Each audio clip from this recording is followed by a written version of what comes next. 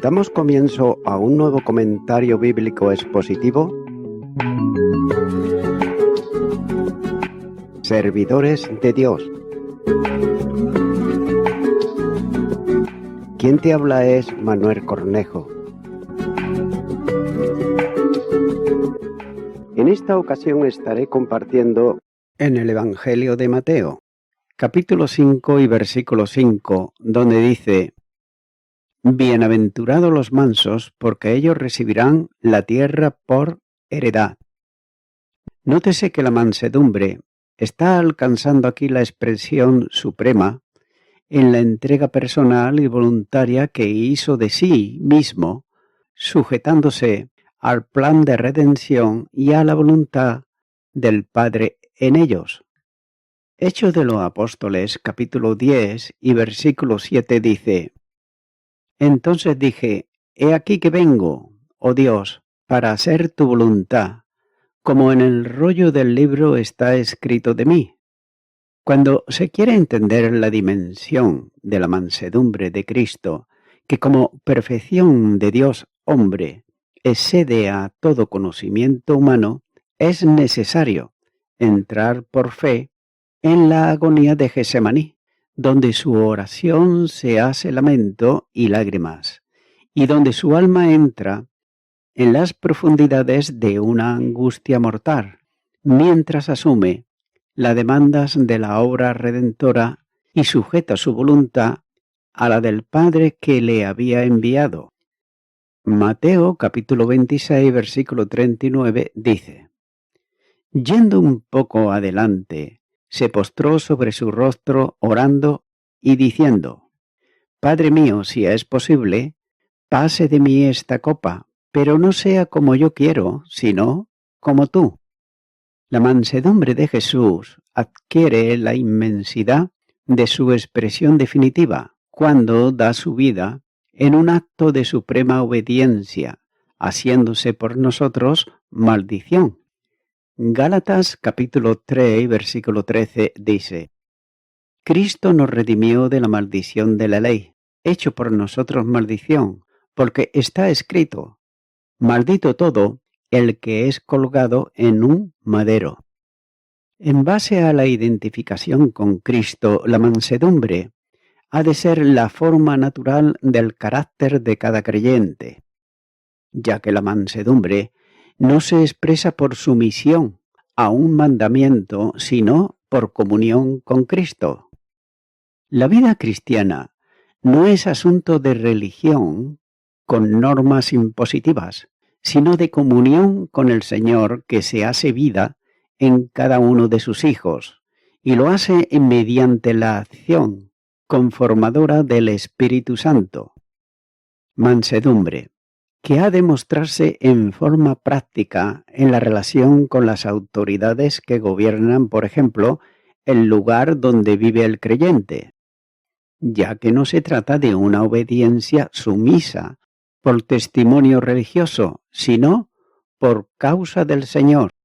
La primera carta de Pedro, capítulo 2 y los versículos 13 al 15, dice: Por causa del Señor, someteos a toda institución humana, ya sea al rey como a superior, ya a los gobernantes como por él enviados para castigo de los malhechores y alabanza de los que hacen bien, porque esta es la voluntad de Dios, que haciendo bien, hagáis callar la ignorancia de los hombres insensatos. La mansedumbre debe mostrarse también en el terreno laboral, donde el cristiano sirve con su trabajo, y lo hace mediante la sujeción a los superiores, tanto a los que son considerados y condescendientes, como a quienes son difíciles de soportar.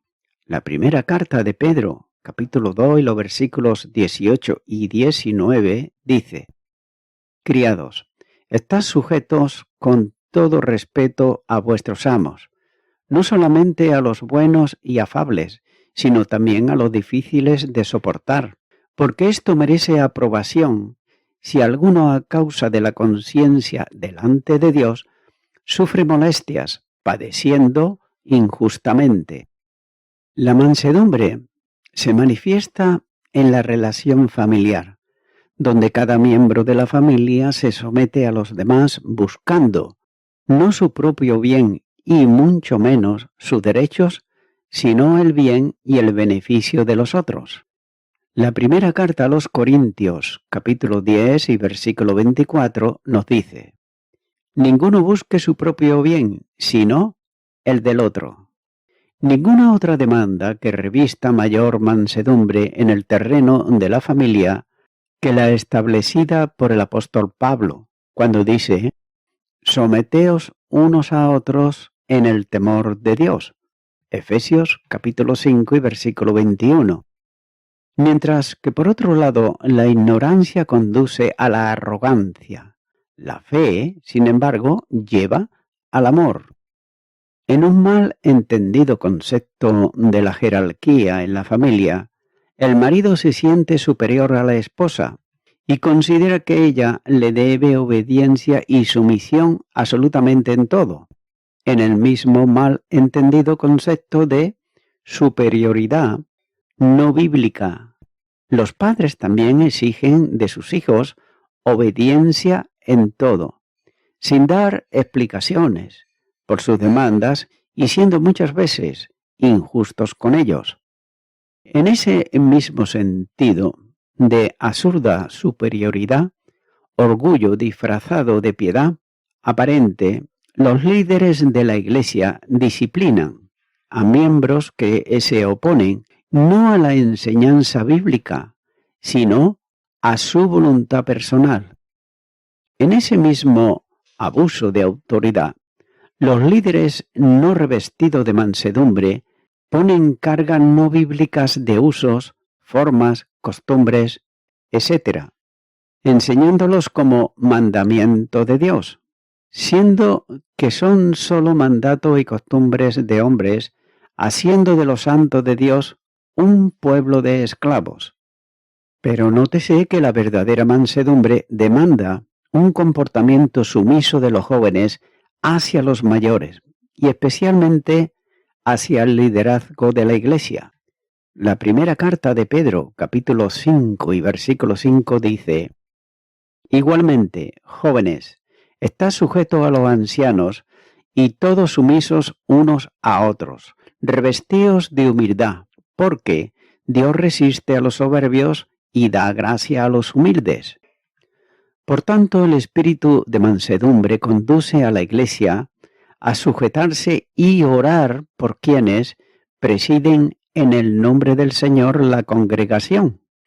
Hebreos capítulo 13, versículo 17 dice: obedeced a vuestros pastores y sujetaos a ellos, porque ellos velan por vuestras almas como quienes han de dar cuenta, para que lo hagan con alegría y no quejándose, porque esto no os es provechoso. Naturalmente que esto tiene como contrapunto que el liderazgo esté actuando no conforme a sus caprichos personales, sino en la aplicación de lo que la palabra de Dios establece. La demanda suprema del carácter manso para el cristiano está expresada de esta manera: así que, hermanos, os ruego por la misericordia de Dios que presentéis vuestros cuerpos en sacrificio vivo, santo, agradable a Dios, que es vuestro culto racional. Romanos, capítulo 12 y versículo 1. Alcanzar la experiencia personal de un carácter manso y humilde es la mejor evidencia de estar en la comunión con Cristo y en seguimiento de Él. Note que a la expresión del Señor, bienaventurados los mansos, sigue la razón que justifica esta afirmación, cuando dice: porque ellos recibirán la tierra por heredad. Ahora bien, ¿qué quiere decir esto? Y también, ¿a qué tierra se está refiriendo? ¿Y qué significa lo de la heredad? La consecuencia de la mansedumbre se establece como un eco del Salmo 37, versículo 1, versículo 29 y versículo 34, donde dice: No te impacientes a causa de los malignos, ni tengas envidia de los que hacen iniquidad. Los justos heredarán la tierra y vivirán para siempre sobre ella. Espera en Jehová y guarda su camino, y él te exaltará para heredar la tierra.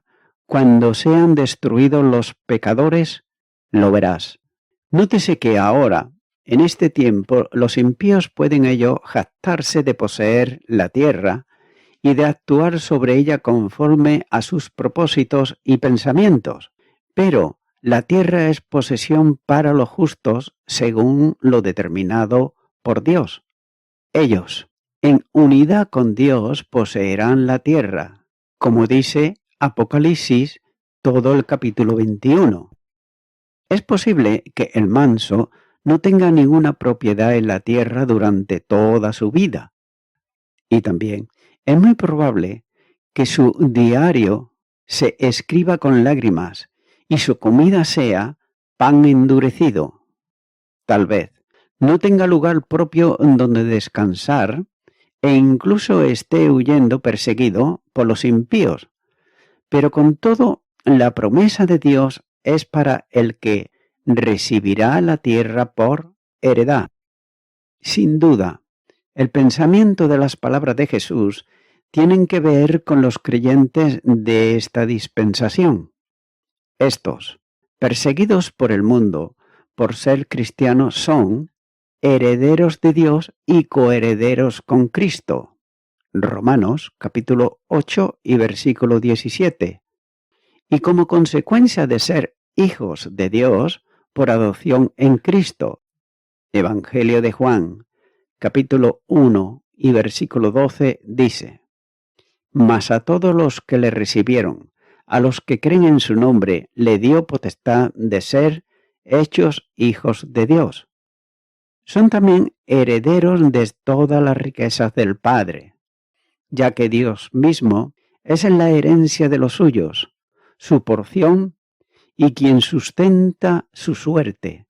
De ahí que pueda decir con gozo: Las cuerdas me cayeron en lugares deliciosos y hermosa la heredad que me ha tocado. Salmo 16, versículos 5 y 6. Téngase en cuenta que la esperanza de alguno es muy pequeña, ya que se contentan con una pequeña porción de la herencia para disfrutarla perpetuamente. Por otro lado, la teología humanista ha introducido un extraño, por no decir antibíblico, concepto sobre lo que el creyente debe de esperar recibir como herencia, ya que sostienen que durante esta vida está siendo estrenado para ejercer el gobierno de alguna parcela de la futura creación de Dios, que se le asignará conforme a las capacidades que haya alcanzado en esta vida y al ejercicio que le habrá hecho capaz para ministrarla. Sin embargo, estos olvidan que Pablo enseña que todo es vuestro.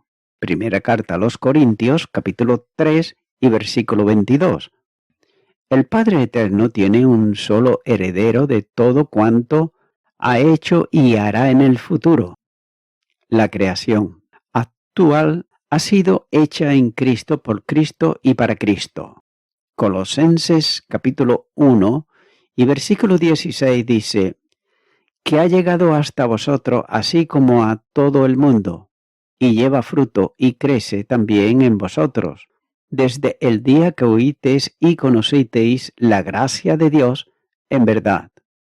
Quien está vinculado en unidad a Cristo es heredero de todo en Cristo.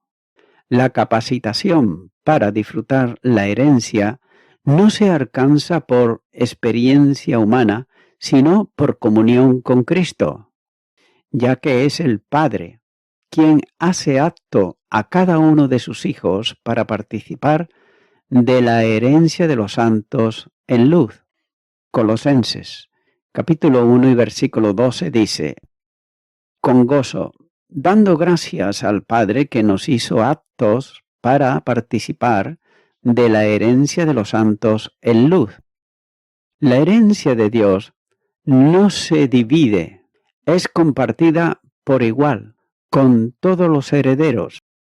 Es posible que el creyente no posea nada ahora, pero sin embargo es dueño de todo. Y esa situación se ha ido produciendo en la multitud de ejemplos de creyentes en cada dispensación. Basta con observar la vida de Abraham para sesionarse de esa verdad, ya que a él dio Dios certeza y promesas de tierra y heredad perpetua para él y sus descendientes. Sin embargo, cuando murió no había poseído como propio nada de ella, salvo una pequeña parcela comprada en Canaán, donde enterró a su esposa Sara. Génesis, capítulo 23, los versículos 16 y 17 dice: entonces Abraham se convino con Efrón, y pesó Abraham a Efrón el dinero que dijo, en presencia de los hijos de 400 siclos de plata de buena ley entre mercaderes, y quedó la heredad de Efrón, que estaba en Macpela, al oriente de Marín, la heredad con la cueva que estaba en ella, y todos los árboles que había en la heredad y en todos sus contornos. Y así también ocurre con el cristiano en esta dispensación, ya que ha entrado al reino a causa del nuevo nacimiento y es heredero de todo en Cristo Jesús. Por tanto, la esperanza cristiana no está en cosas que se esperan, sino en la relación con Cristo. Colosenses capítulo 1 y versículo 27 dice: a quienes Dios quiso dar a conocer las riquezas de la gloria de este misterio entre los gentiles, que es Cristo en vosotros, la esperanza de gloria.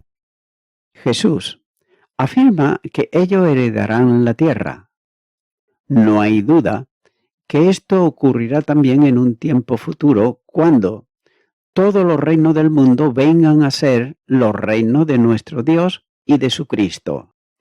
Apocalipsis capítulo 11 y versículo 15 dice: el séptimo ángel tocó la trompeta y hubo grandes voces en el cielo, que decían: los reinos del mundo han venido a ser de nuestro Señor y de su Cristo, y Él reinará por los siglos de los siglos. Pero note que, mientras tanto, en el presente pueden sentirse gozosos porque están bajo la protección de Dios.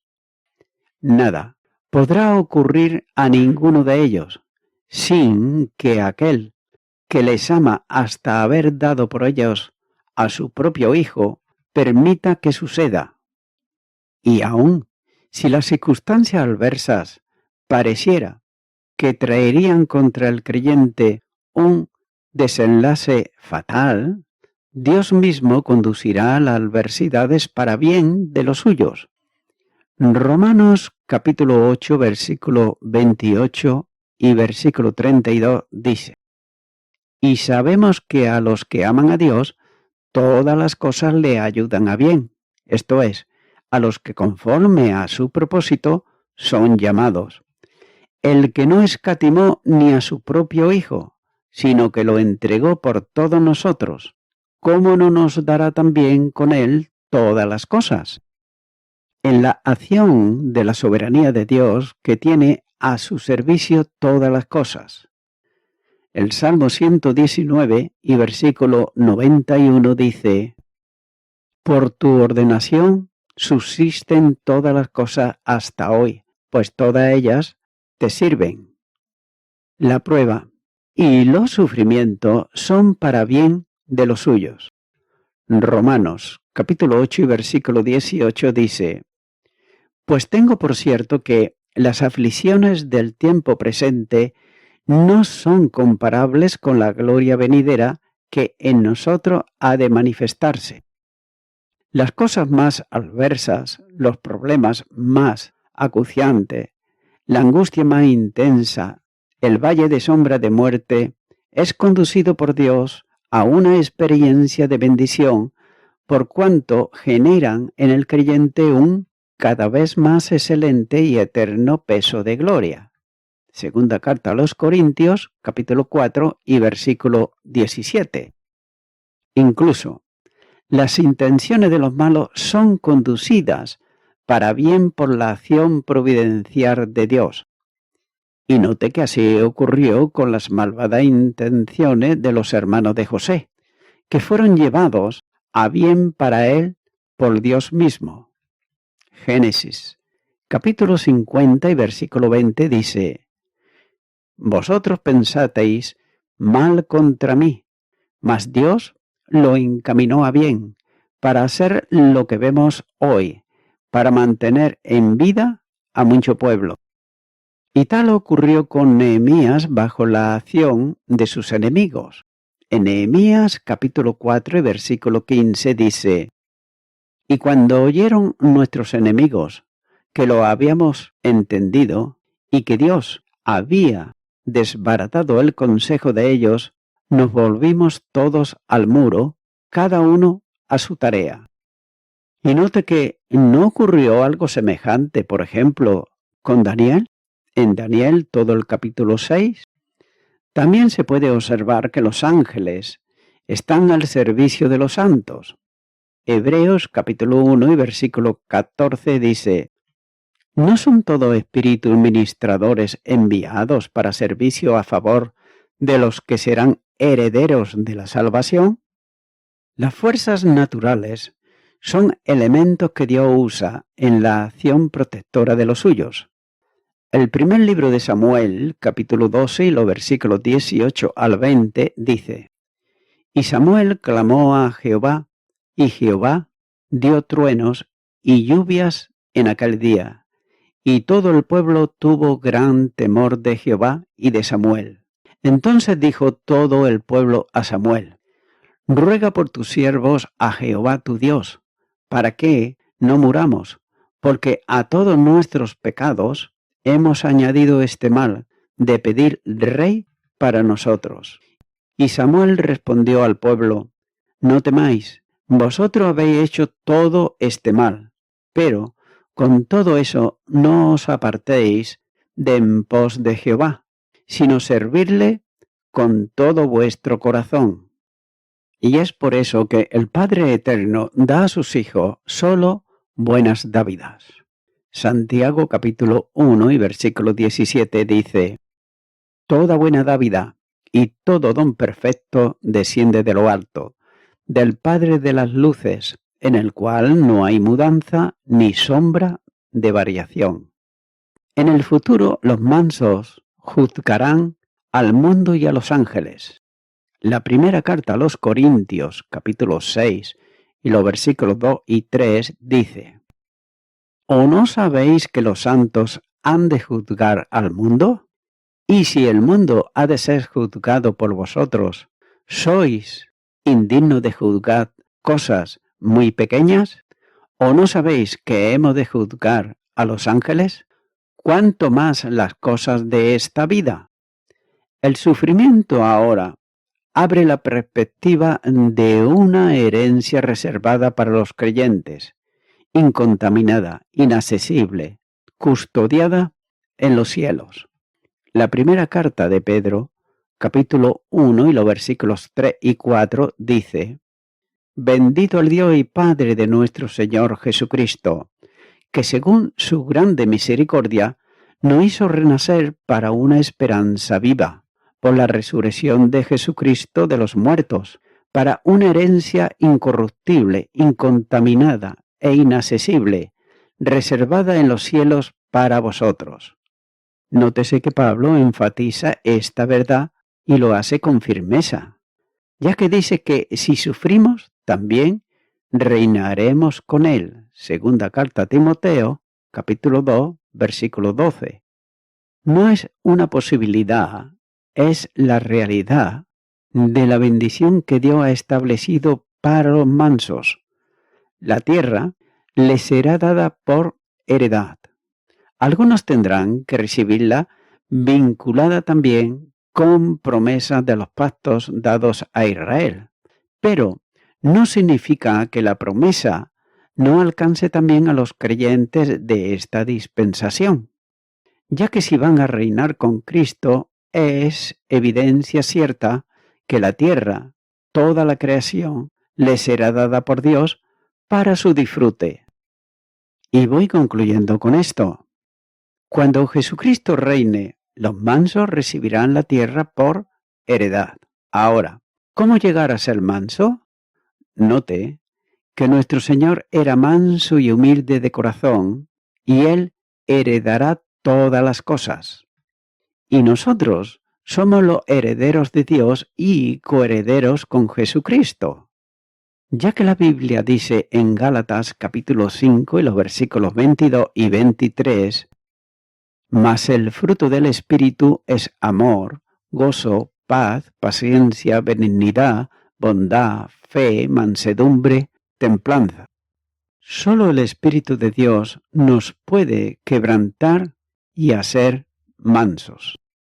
Amigo y amiga oyente, solamente cuando una persona, al oír la palabra de Dios, y lo hace además con fe en lo que ha oído, es entonces cuando Dios puede hacer de una persona nerviosa o una persona intransigente, una persona mansa y además con esa tranquilidad, con esa paz que solamente Cristo puede dar a toda persona que viene a Él en arrepentimiento.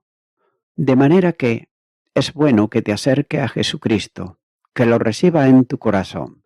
Voy a estar haciendo una oración. Acompáñame si así lo sientes y repite y di conmigo. Señor Jesucristo, te confieso que no soy una persona mansa, sino todo lo contrario. Me he propuesto por mí mismo muchas veces cambiar, pero ha sido inútil. Por ello vengo ante ti reconociendo mi falta y pidiéndote perdón por todos mis pecados, de los cuales me arrepiento.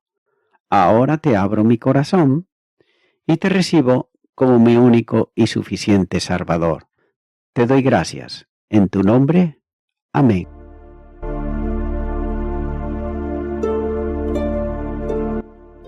Amigo y amiga oyente, si tú has hecho esta oración de corazón, te recomiendo que comiences a orar a Dios, en primer lugar, en el nombre del Señor Jesucristo. Orar a Dios no es rezar, sino que es hablar con una persona. También te recomiendo que leas la palabra de Dios y lo hagas a diario. Comienza, por ejemplo, con el Nuevo Testamento. Y también, por último, te recomiendo que para que puedas crecer espiritualmente, te congregues en una iglesia cristiano-evangélica, donde se predique, se enseñe y se practique la sana doctrina y la palabra de Dios. Congrégate ahí y con el tiempo podrás crecer espiritualmente y también servir al Señor Jesucristo. Que Dios te bendiga. Y a toda la audiencia, nuevamente ya me estoy despidiendo de todos ustedes y será hasta el próximo programa. Que Dios os bendiga a todos.